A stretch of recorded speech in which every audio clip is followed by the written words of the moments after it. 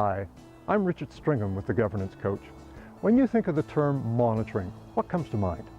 Do you think about government monitoring a developing situation and thinking about whether or not they should intervene? Or are you thinking closer to home? Your baby sleeping in her room down the hallway, and you have a monitoring device set up so you can listen in, so that you can determine when it's time to go and give her the attention that she needs. Monitoring, when we think about policy governance, has a very specific meaning. Think about the purpose of the board. The board's purpose is to ensure that the organization achieves what it should and avoids what's unacceptable.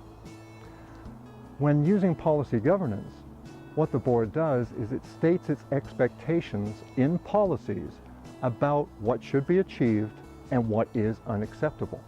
But it doesn't stop there.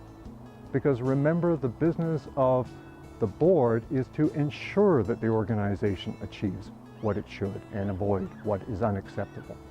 So the board monitors. In other words, it wants to check up. It wants to see whether or not what it actually expected in its policies is being followed. One of those processes is to monitor the CEO. And monitoring the CEO involves monitoring ends policies and monitoring executive limitations policies.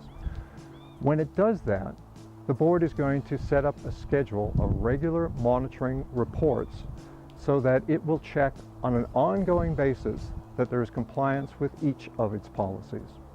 In doing so, it's going to get reports that provide both the CEO's interpretation and evidence that demonstrates compliance.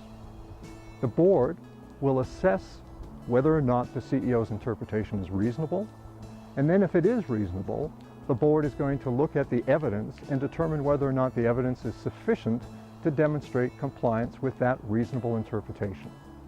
And that, in a nutshell, is policy governance monitoring.